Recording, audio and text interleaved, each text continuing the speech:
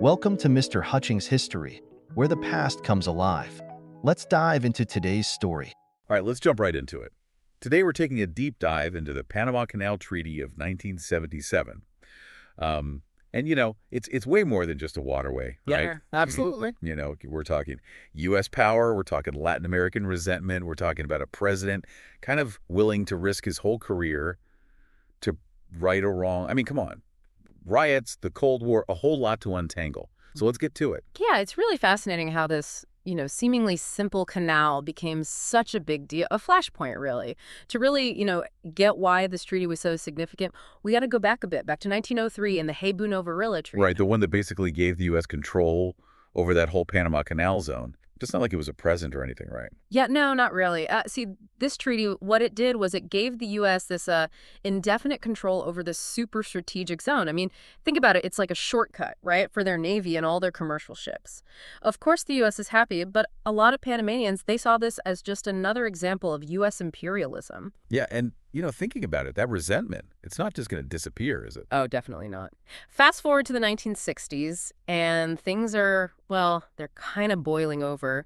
Anti-U.S. sentiment in Panama, it's at this fever pitch, Riots are breaking out, and then you have Omar Torrijos coming onto the scene, a leader who's absolutely dead set on renegotiating this whole treaty. And this is where our friend Jimmy Carter walks in. Yeah. He wants to smooth things over with Latin America. And the Panama Canal Treaty, well, it's his big gamble. Oh, a huge gamble. I mean, he had people at home fighting him tooth and nail. But Carter, he was driven by this vision of national security that, honestly, a lot of people just didn't get. He actually argued that the more the U.S. clung to the canal, the more dangerous it could become. Like, think sabotage, violence, a total powder keg. Wow, so he's thinking way down the line, huh? Thinking about the potential consequences of being too controlling. Exactly. Carter was convinced that letting go was the smartest way to guarantee the canal stayed safe and sound in the long run. There's this quote that really captures his thinking. He said, "If we don't change our approach, the Panama Canal could easily turn into a constant source of violence and conflict. It's much better to work out a peaceful agreement now than to just wait for things to inevitably explode later." That's a powerful statement for sure. He's being pragmatic, but there's also this sense of justice in there, right? Oh, absolutely. Carter truly believed that the 1903 treaty was just plain unfair to Panama. For him, this new treaty wasn't just about politics. It was about setting things right. It was about recognizing that Panama was a sovereign nation. And all of this is happening right in the middle of the Cold War. How did that play into Carter's decision-making? Oh, the Cold War is a huge factor here. It's like this ideological tug-of-war between the U.S. and the Soviet Union, right? They're competing for influence all over the world.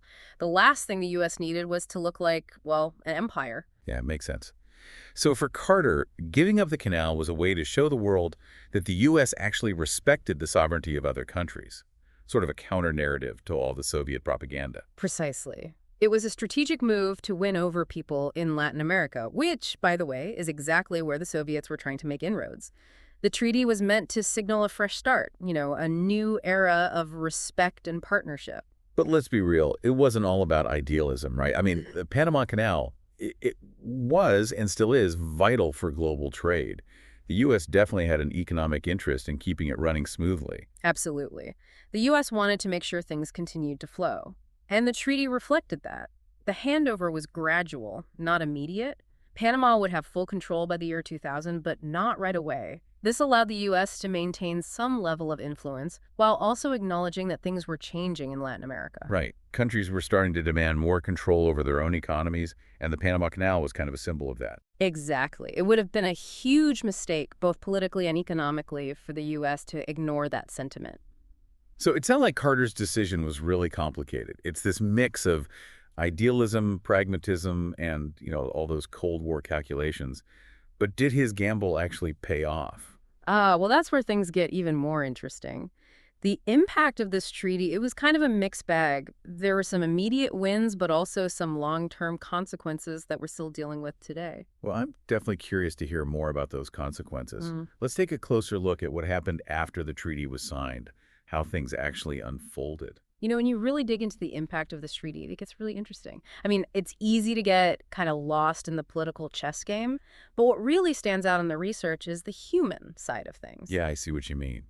It's easy to forget that beyond all the drama, there were actual people whose lives were turned upside down by this decision, both in Panama and the U.S. Exactly. For Panamanians, the canal was way more than just a symbol of national pride, you know? It was their land, their way of life. I mean, they had been living under this treaty that basically chipped away at their independence for generations. Yeah, and those riots back in the 60s were a pretty clear sign that people were fed up. Like things had reached a breaking point. Oh, absolutely. And when you read Omar Torreso's speeches and writings, you can really feel how deeply people felt about this issue. He was able to take that anger, that frustration, and turn it into a real force for change. And, in his own way, Carter was tapping into that same feeling. He recognized that there was a moral obligation to fix this historical wrong. And that message, it didn't just resonate in Panama, it resonated around the world. That's a really important point. Carter's decision, it was deeply rooted in his personal beliefs about justice and fairness, values that were really shaped by his faith. This wasn't just some political game for him. He truly felt it was the right thing to do. It's amazing how personal beliefs can end up intertwined with global politics like that. It really is, and that's what makes the Panama Canal Treaty so captivating, you know? It's this incredible blend of politics, history, and morality. It also shows how just one decision can have repercussions that last for decades, shaping relationships between countries and impacting so many individual lives. Exactly right. And it also highlights how complex history can be. There aren't always easy answers or clear-cut heroes and villains. Instead, you see these leaders trying to balance competing interests, making these incredibly tough calls, and then dealing with the fallout, the good and the bad, often totally unpredictable. The Panama Canal Treaty is like a textbook example of how to approach these kinds of challenges. It shows just how important it is to understand the history, to really listen to different perspectives, and to have the courage to make bold decisions, even if they're not popular. And it's a reminder that even problems that seem impossible to solve can actually be worked out through diplomacy and a genuine commitment to finding some common ground. Absolutely. Now, the treaty did have a really positive effect on U.S. Latin American relations, no doubt about that. But it also triggered a massive backlash back home, especially among conservatives who saw it as a sign that America was going soft. And that backlash, it really hurt Carter when he ran for re-election in 1980, right? Oh, you're absolutely right. Giving up control of the Panama Canal, it became this symbol that Carter's opponents, especially Ronald Reagan, used against him. They painted him as weak, too eager to compromise American interests on the world stage. It's a reminder of how domestic politics can completely derail even the most well-intentioned foreign policy efforts. It really is. It also shows how important public perception is when it comes to policy. Even if a policy makes sense strategically and is morally sound, if the public doesn't see it as a win, it can blow up in your face. And for Carter, the treaty kind of became the poster child for what his critics saw as his weakness in foreign policy, a narrative that ultimately contributed to his defeat. It's a good lesson for any leader. Making the right choices isn't enough. You got to be able to explain those choices clearly to the public and get people on board with your vision. But putting aside the political fallout, the treaty itself seems to have worked out in the long run, right? Yeah, for sure. I mean, the canal was peacefully transferred to Panama in 2000, and it's still operating smoothly under Panamanian control. That's a real testament to the vision of both Carter and Torrijos. It's a really impressive example of decolonization done right. A smooth handover of power without any bloodshed or major disruption. It's a remarkable achievement, especially given all the historical baggage and political tensions involved. The Panama Canal Treaty shows us that sometimes letting go can actually make a country stronger in the end. By giving up the canal, the U.S. built a more balanced and sustainable relationship with Panama, and ultimately, that's been good for both countries. It's a win-win, though it definitely took some time for people to see it that way. The story also reminds us that history is full of surprises. Decisions that might seem like losses at first can actually turn out to be victories when you look back on them. It's all about perspective, right? Being willing to look past the immediate consequences and see the bigger picture, the long-term impact. And maybe having the courage to believe that doing the right thing, even when it's hard, will ultimately lead to a better outcome for everyone involved. That's a great insight, and it's at the heart of the Panama Canal Treaty story. But there's even more to unpack here. The research actually delves into how the treaty has been interpreted and reinterpreted over the years, often to fit certain agendas or narratives. That's interesting. It sounds like the treaty has become this symbolic battleground, with different groups using it to push their own versions of history and global politics. It's really become this historical Rorschach test. Like, what you see in the treaty says more about you than it does about what actually happened. Oh, I get it. So it's not just about the event itself, but how people choose to remember it, what lessons they take away from it all. Yeah, exactly. You have some who look at the treaty and see it as proof that America's in decline, a sign of weakness, backing down from the world stage. But then you have others who see it as this huge diplomatic win, like a blueprint for how to peacefully settle these messy international disputes. It's crazy how one event can have such different meanings for people.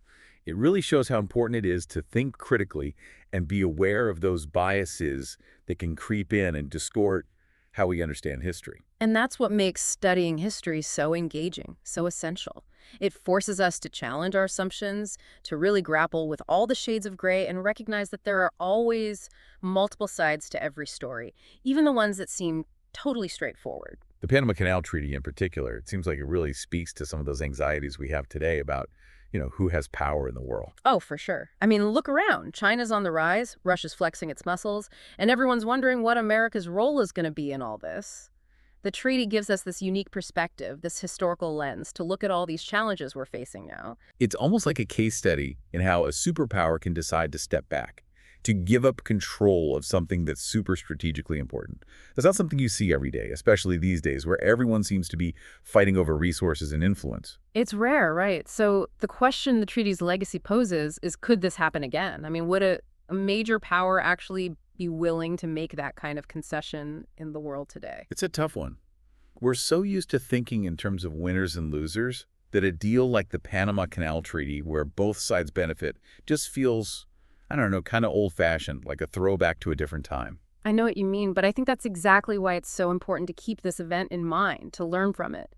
It reminds us that diplomacy can work, that we can find those win-win solutions, even when things seem super complicated, full of rivalry, and impossible to resolve. It's a powerful message for sure. Cooperation instead of confrontation. In the end, it can make everyone more secure and better off. And I think that message is especially important for the younger generation. They're inheriting a world with some serious issues. Climate change, economic inequality, all this political division. The treaty shows them that there's hope, that we don't have to give in to cynicism or just throw up our hands. There's a different way. A way where we focus on diplomacy, working together, and owning up to the mistakes of the past so we can build a better future for everyone. Exactly. And that's the most important legacy of the Panama Canal Treaty. It's staying power. It shows us that we can make a difference. We're not just stuck watching history happen. We have choices. We can shape what happens next and build a world that lives up to our ideals. That's a great place to wrap things up. Thanks for guiding us through this deep dive on the Panama Canal Treaty. Really thought-provoking stuff. Happy to do it. And remember, history isn't just some dusty old textbook. It's a conversation that's still going on, and we all have a part to play in writing the next chapter. Thanks for listening to Mr. Hutchings History. Keep exploring, and we'll see you next time.